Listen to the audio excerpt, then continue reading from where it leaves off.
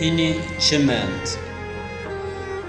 Goş neşnavu, zon fekte ne geyru, hini çimend. Vaktu ki hivi yima biriyay, hini çimend. Wendiş çiniyo, nüştüş çiniyo, neke kal kerdiş, hevnu hayalan ravet, şımari, hini çimend.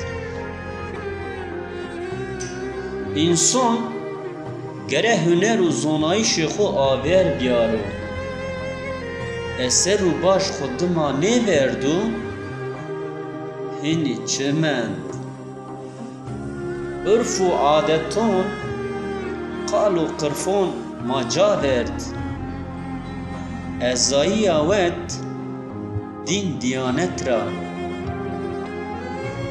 Hin çimend.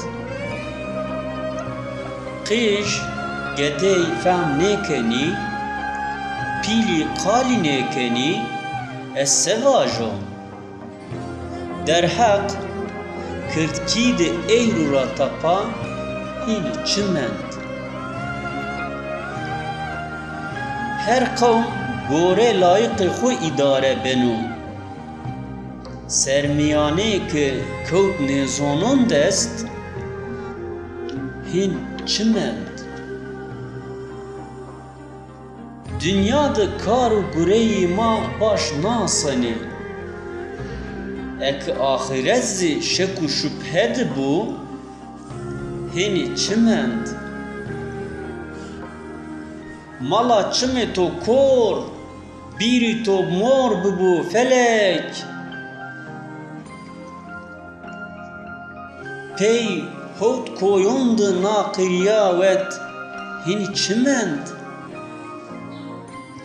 Merdimîno, seravdan koyon merdimanê xwe ya.